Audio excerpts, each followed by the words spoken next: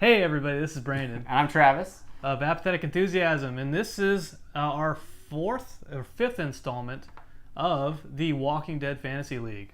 Welcome back. Thank you for actually watching this. I think a mosquito bit me. I hope I am not infected. It's probably this fancy new banner that we finally took the time to put up in the studio. Yeah, the studio. We're setting it up. I mean, it's a work in progress. Lots of construction. Let's get right to it. Let's talk about episode 5 of. Is this 5 already? It is 5, yeah. Flying by. We have one more episode after this. This is it? Yeah. Well, there's one more episode after this. After 5. Yeah, and then they come back in spring with 12 new episodes, I think. Okay, so there is a like web only mini series that's happening where it's like Fear the Walking Dead on a plane. That will not be part of the league. No, that's not part of the league. Because I haven't been keeping tabs. It premieres this weekend. I'm almost positive of it. Nice. But as we do every week, we watched the episode and we had some thoughts. We took some scores. Before we get into the scores, well, what were your thoughts about this episode? Let's recap it. All right, so hey, it's another day in the doldrums with creepy army dudes and guys. We see some torture. We see a little bit of torture. You know, El Salvador guy over here. Yeah. So Daniel doing a little bit of that old flaying. He's fillet of fish. He's letting his crazy show a little bit now. So he's They hatched a plan to kidnap basically one Ophelia's boyfriend, so to speak, and locked him down in a room. Her lover. And Daniel wanted answers, and the way you get those answers is by removing one layer of skin at a time. Yeah. Slowly and painfully. You know, I've been watching Narcos on the side, and you know, you're cheating on the Walking Dead Fantasy League. I see a lot of similarities between Pablo Escobar and zombies. Oh, all right. There you go. Yeah, there's connection, coincidence, maybe. Who knows? We also got to see where the sick people were taken to the medical facility. That's a little bit medical facility, a little bit like stockyards. They have a lot of cages where they have people of different levels of illness kind of penned off, and then the really critical people are kept in cages down in the basement. We meet a new character, a random guy in the stockyards with Nick. Who saves Nick's life? Yeah, pretty much. And you know, we still know what his deal is, but he's got a plan. He's an interesting character. He's got a little bit of flair to him, and I'm interested to see what he's going to do. A flare of fish. Flare of fish, exactly. How many times did I say that joke? And then we had some teenage angst in this episode. That's right. Those teenagers that remain, Chris and Alicia. Yeah. They decided to team up for a little break and entering, and that's right. General destruction. Which we'll get to as we hit the points. Overall thoughts on this episode? What did you think? You know, I liked it. I thought it was another decent episode, and you know, I'm interested to see where they go from here. Yeah, they revealed this code word cobalt. Towards the end of the episode, where this was the Army's code that they were leaving, they were getting out of town, and they were going to humanely destroy, I guess, all the people nearby. So basically some foreshadowing that they're not going to be in this town for much longer. They're going to get out or they're going to die. They got that information from the tortured army dudes. So, you know, they say torturing doesn't actually work, right? Sometimes they'll give you false information. Maybe they're going for like one of those new Chevy Cobalts, like the 2000. It's just really bizarre product placement. Yeah. Like, all right, we would love for you guys to talk about the Chevy Cobalt in your new show on AMC. We've got a great way of dropping the name. Check this out. The 2016 Chevy Cobalt. Code word for killing all of the civilians. Look, we can get out of here, guys. So, anything else you want to say before we get to these scores? We had some big points this week. I do. Last thing I want to throw out there, Chris. I found out what Chris reminds me of. He reminds me of Bobby Hill's friend on King of the Hill. Okay. Oh, yeah. The Native American? Yeah, kid? yeah. Look, Okay. I'm like, hey, it's It's that kid. I forget that character's name. All right, let's shrink it up and get into these scores a little bit. Oh yeah. That's all gonna be in post. Let's bring That's it down. what I spend half of the week working on every week is that. Let's go down the list here. Let's start with Madison because she's on the top of my list. Yeah. Madison is on Team Travis. They keep going next door to the abandoned house. Yes. This time to do a little bit of torture, but seeing as they don't own the house, we're still chalking this up to a breaking and entering. So 5 points for breaking and entering. I think she also steals a flashlight that doesn't work very well. So I gave her 5 points for looting on that. Yeah. My wife, as we were watching the show, she's like, market. No way, no. All the things that she would not be into. Not going into a house alone, not going into a dark basement, not using a sketchy flashlight. Just she would have been gone. But thankful for me, Madison did, and she got 10 points for it. Yeah, and actually, I'll give you an extra 5. I'll give you an extra 5. Bonus 5. I didn't mark the flashlight. So she broke and entered once, grabbed the flashlight, looting. Then she left the house. She came back in later. All right, That's 5. Sure. That's another 5. It's not going to matter in the end anyway. 15 points. 15. Okay, so 15 for Madison Clark. 15. Let's go ahead and start with one of the angsty guys. Chris? We have. Chris? Oh, that's misogynist, isn't it? One of the angsty girls, Alicia. All right. Alicia, we have. She broke and entered. Did she ever? Into a rich person's house. Which, I mean, if you're gonna, I feel like they broke into more than one, but we only saw one.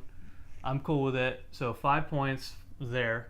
But she was also trying on people's clothes, which I gotta hand it to her. She found clothes that fit her. I Fit her well. She broke into the right house. I'm just saying. Yeah. Good. Chris had a suit on. She was wearing all those diamonds and stuff. I was like, yeah, if you're gonna break into a house, there's find the rich people. There was a tailor in there. He's like, I don't know what I'm still doing here, but they're paying me. So so I gave her the looting points and the break and entering points. So 10 for Alicia. Let's talk about Travis for a second. Let's talk about Travis. Let's talk about gave me a big goose egg this week. 0 points. I feel like he's shot blocking me, if you will. He's kind of there was a scene where the military takes him out, sets up a 50 caliber rifle with a sitting duck zombie and says, hey, just take the shot. Just knock him out. And I'm like, all right. He actually goes up to the weapon. He looks to the sight. He's ready to fire. And then he sees the name tag and is like, can't do it. Can't do it. I can't. Kimberly. And I'm sitting here. I love Kimberly. She had the best donuts. I'm sitting here with my score pad Travis! Yeah. You can't drive anymore. You got to do something, man. So 0 points for Travis. That was a disappointment for me. I'm hoping he can go through a character shift at some point and really start laying waste on some people. He's not a goose egg for you because he got a B&E in there. B&E for what? He went into the house. He went into the house for Maddie. Oh yeah. Okay. All right. Yeah. 5 points or Travis. Am I right? AMIRIT. All right. So then 5 points to Travis. Thank Sweet. you. Yeah. 5 points to Team Travis. You want to talk about Nick? All right. So let's. Well, no. I don't want to talk about. Well, I guess I can talk about Nick. He didn't do anything. He didn't do anything for me. So who do you want to talk about next? Let's talk about Chris. Okay. Let's talk about Chris real quick. He was with Alicia the entire time. Mm-hmm. And so, as such, and we already alluded to this, he took a suit. It was fully tailored. Looked great. Really, he only had a top button done on it, over his clothes. Yeah. Which I didn't know if that was like a Vato type thing that he was trying to do. No, it's like when you go into a suit store at first, they have you put on the jacket, but then they do the measurement. So he's just getting ready. That tailor was behind the scenes, with his chalk pencil or whatever. But zombie tailor. Let me 30 measure your inseam. And your blade. It's normal, I swear. The blade. And so looting and then breaking and entering. Obby. 10 points. He's in there. Thank you, Chris. Thank you, Chris. On my team, I had Ophelia. Yeah. She got some B&E points for going in and being part of the torture escapades, as you will. Yeah. She didn't take anything from the house other than pure emotional suffering. Yeah. But there's no points for that. And yeah, no, there's no points. I mean, and really, that's free. That's that's just part of the deal. So Ophelia, she got 5 points for me. So let's talk about your last person. Okay, so last on my list we have Daniel. Daniel. I kept wanting to call him Carlos. And really, despite the gruesome torture and the just being downright despicable, I only had 5 points for him. Did you catch any more points? I just had the B and E for being next door. No, that was it. That was it. So I mean, cruel as he was, nothing. Yeah. So 5 points for Daniel. Shout out to the undrafted free agent of the series, Griselda. Oh, Griselda, you did it. Was our I mean, realistically, she would have racked up a lot of points. She had that non-life-threatening injury early on. Yeah. Turned out to be life-threatening. She ended up dying in this episode, which is that's a 30-point game for you. If you die without turning, that's huge. That's huge. Unfortunately, if you're playing at home and you drafted Griselda, good on you. If you're playing at home, thanks. But moving on to the cleanup batter on Team Brandon, if you will. The closer. The closer. Our friend from Orange is the New Black, the actress, Liza.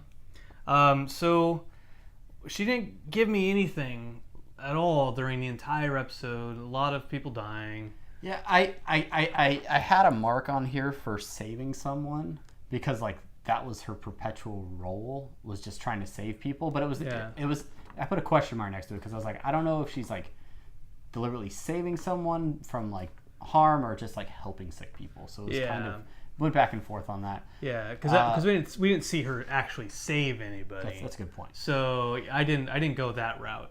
And so now we get to the point where she gives me some points in some way, shape, or form, and that is... so Griselda dies, right? And when we discover that the people inside this medical facility know that regardless of being bit or whatnot, they realize that everybody that dies turns into a zombie. So they've started using the weapon from No Country for Old Men, the like cattle prod thing, right? That's right. And they've been using that... Heads or tails? To kill officially anybody that's dying in the medical facility. The doctor is about to stab Griselda in the head, essentially. And who steps in? Liza.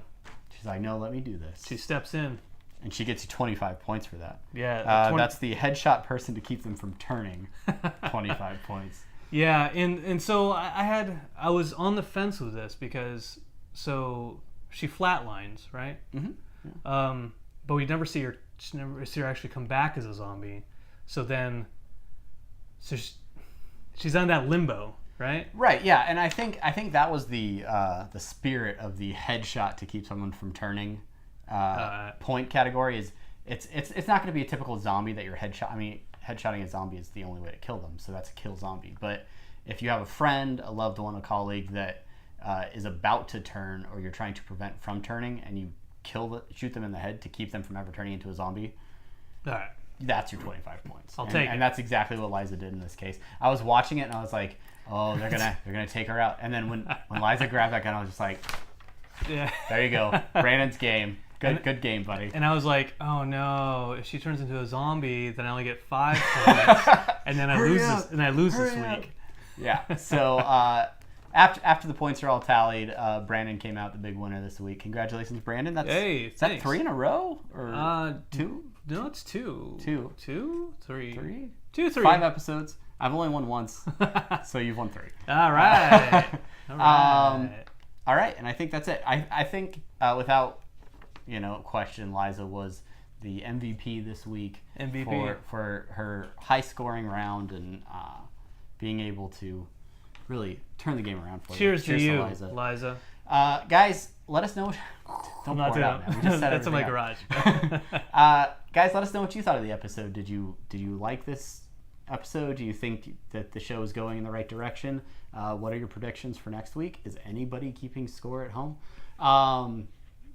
does Close- Brandon do crazy pantomime while I'm trying to? It's closed captioning. Oh, For the hearing and there's literally a button in YouTube that does closed captioning. Like, we should caption it. No, we don't want to do that.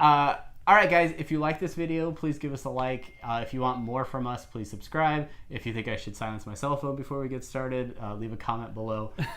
And then all of our social stuff is in the description, so please follow us on Twitter and Instagram and Facebook and YouTube and whatever. all that great. All right. You good, Brandon? I'm good. All Travis, are you good? It's gonna take a lot for me to come back, but you're looking pretty good right now for the first season. We need next week to be a home run for you. We'll see. All right, guys. Until next week, I'm Travis. I'm Brandon. All right. See you next time. Bye bye.